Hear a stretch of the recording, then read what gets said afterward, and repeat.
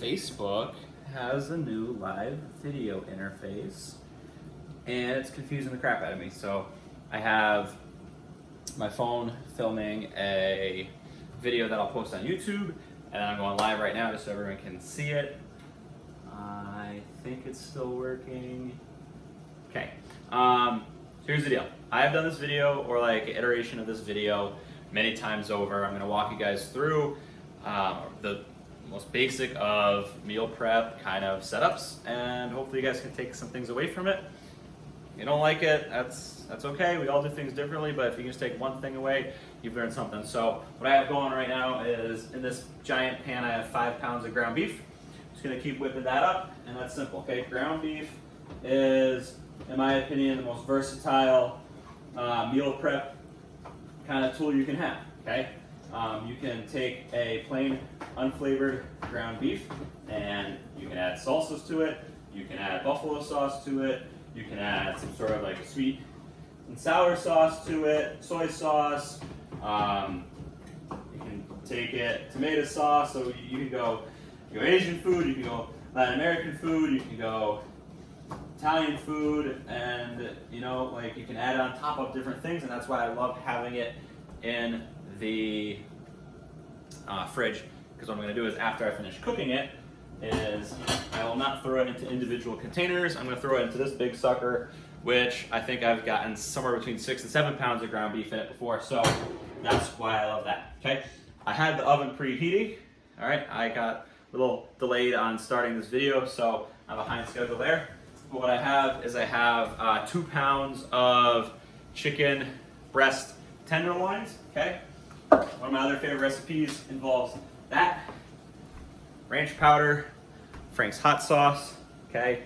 Fun fact, this whole packet of ranch powder is 5 calories, and Frank's is 0 calories. So when I add this to the chicken, I'm virtually adding no calorie content, okay, to the chicken, and it comes out really good. So, who doesn't love buffalo and ranch flavored things, okay? Not in this neck of the woods. So, the trick with this, okay, is to not put the whole thing of ranch powder on it first, okay? My favorite tool to use in the kitchen is kitchen tongs, okay? Because manipulating your food is way easier, and you can go back and forth between different meals when you're not using your hands. So, I always do the powder first, probably about half of the bag's worth, okay, without any of the hot sauce, okay?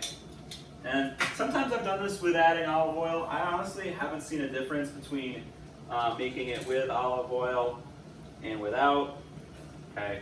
I don't measure how much hot sauce I use, because I love hot sauce, and realistically, if you put too much on it, it falls off anyways, okay? So then I'm gonna put a bunch of the hot sauce in there. Okay, and I'll put the other half of the ranch powder in there. Oops, real live kitchen here. Okay, and then I'll mix up the rest of that ranch powder into the chicken with buffalo sauce. You don't want to see the ranch powder, because then you're like gonna accidentally like eat ranch powder, and that's no bueno. Okay, so let that sit for a little bit when I come over here, and I will stir up my ground beef a little bit. Okay, a couple things we'll do with this ground beef towards the end, which I think is what makes all the difference in the world of having good ground beef, okay, and bad ground beef. Now, it is expected when you're cooking 5+ pounds of meat in a big pan, it's not going to cook super fast. You don't want to force food to cook fast, okay? Especially because I'm going to put this chicken in the oven for like 20 minutes, so I only have my dial at like 6.5, 7. That way it's cooking slow, it's going to taste better. Okay, so once I've done that, I will take out my chicken strips one at a time and lay them on my cooking sheet. What I've done is I have the rack, okay, that you cook, that you put cookies on after you've baked them, to let them air out, because what's going to happen now is this chicken is going to cook without having to flip it. Okay, so that is a wonderful little cheat sheet there for you. Okay, come here, do this, and boom. So yeah, easily got, like I said, 2 pounds of chicken on that. I'm gonna throw it in for 10 minutes. When I take it out, I'm gonna reapply some sauce to it. Okay, and that just keeps it from losing its flavor while you cook it. Sometimes when you bake things too long, okay, it tends to lose the flavor. If anyone's ever made like a crock pot recipe, and then you just kind of set it and forget it, and then when you come back, you're like, oh, it tastes like everything that's ever come out of my crock pot. Sometimes adding a little bit extra sauce at the end is going to be your saving grace, okay, as far as that's concerned. So what I want to take the time to do now is just show you guys a few things that are in my fridge that are going to help me along the way with my meal prep for the week, because protein is what takes forever. I'm going to show you the way that I try to minimize the rest of my meal prep. Okay, so one thing, I don't like having fruit in the fridge for a very long time, so I have 1 container of raspberries, 1 container of blackberries. These will last me 2 days. I'll go back to the grocery store and I'll buy 2 more. Okay. One of my other go-tos, okay, because no one likes to eat 10 eggs for breakfast. So you have like 2 or 3 eggs and then some chicken sausage, okay? No carbs, meat, protein, and fat, okay?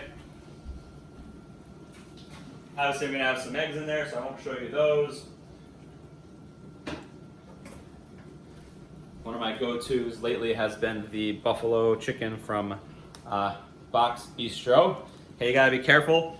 The fat is very high in this, so just realize you're not gonna be adding any fat sources to a meal that you have with this when you cook with it, okay?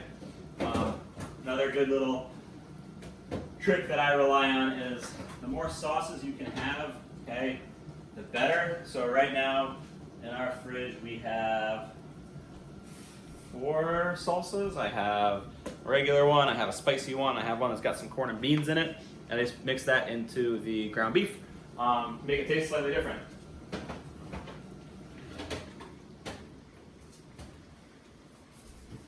Okay, plain Greek yogurt. Usually I buy Trader Joe's. I got the Siggi's. I know that's Icelandic yogurt, really not that much different, but all you're seeing is it's a lower carbohydrate count, and then usually when I'm eating with this, I add a little bit of cranberry juice. Okay, like 1 or 2 ounces goes a long way, and then you're gonna add protein powder to it. So then you're gonna add like 20 grams of protein. So you're ending up somewhere between 30 and 40 grams of protein, probably like 20 grams of carbs, and a decent amount of healthy fat sources for you, okay?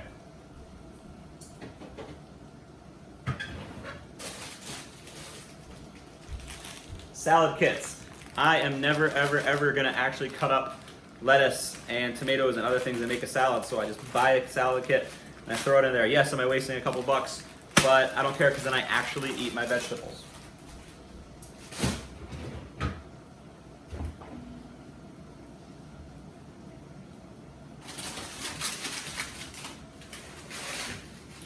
Speaking of vegetables, frozen, okay, vegetable medleys. This one, not really the best one. It's got white corn, carrots, and asparagus. So when you look at it, okay, this bag has 3 servings in it.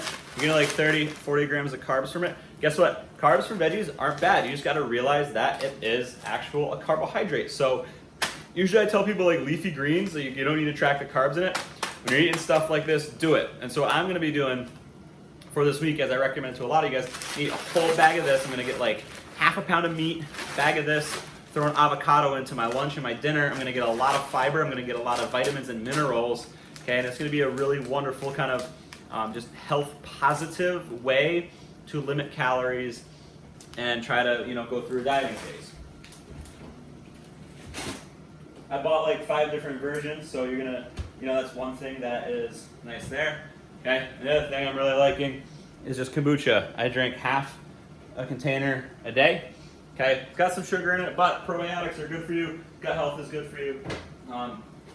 Those are just really important things that we need to rely on. Okay, some other snacks, some other important things. okay, for fat content.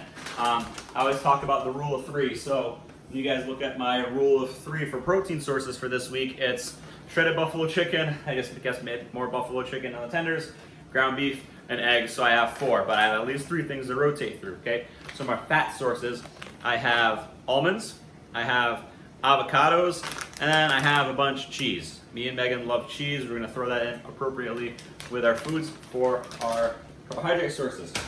For our fat sources. Carb sources right now, we're trying to keep it simple. I'm eating lots of high carbohydrate vegetables, so that's lower fiber, higher carb vegetables. That's gonna be our fruit because that is packed full of vitamins and minerals. Those are good for you. Okay, this whole first week is about filling our body full of the most vitamin dense and rich foods that we can. And as much as I love rice and potatoes, that's not going to do it right now. So I'm going to take a step away from that. Okay, sweet potato, good one for you if you do want to get more of those starchy carbs in. And then nanners. Okay, and I'm going to do a video tomorrow on my wonderful banana dessert that I'm going to be enjoying every single night this week. Okay, so things that, you know, I don't want people to have a complicated life trying to make some switches. Okay, anyone can brown ground beef in a pan. Okay, that was one of the first things I learned how to cook. Okay, if you have kids, here's what you can do: make a box of mac and cheese. Let them have ground beef and mac and cheese. You don't have to have the mac and cheese. Okay, your kids are real picky. Microwave them or grill them a hot dog. Okay, throw some chicken nuggets in the toaster oven. I very adamantly remember many nights when my parents would make themselves like fish or some sort of meat that I didn't want to eat, and I got frozen chicken nuggets. And as a kid, I didn't care, but that's no reason for you to kind of skimp out, especially if you have a child who's a picky eater. You don't have to be a freaking gourmet chef for that child. Get them some food, get them some protein, get them like some sort of veggie or fruit at some point in the day, but still make sure you're eating quality food for yourself. Okay, real quick, I'm gonna constantly throw little nutrition kind of tips and tricks at you guys. I don't want the longest videos in the world. Okay, hope you all have a fantastic week and really get after it.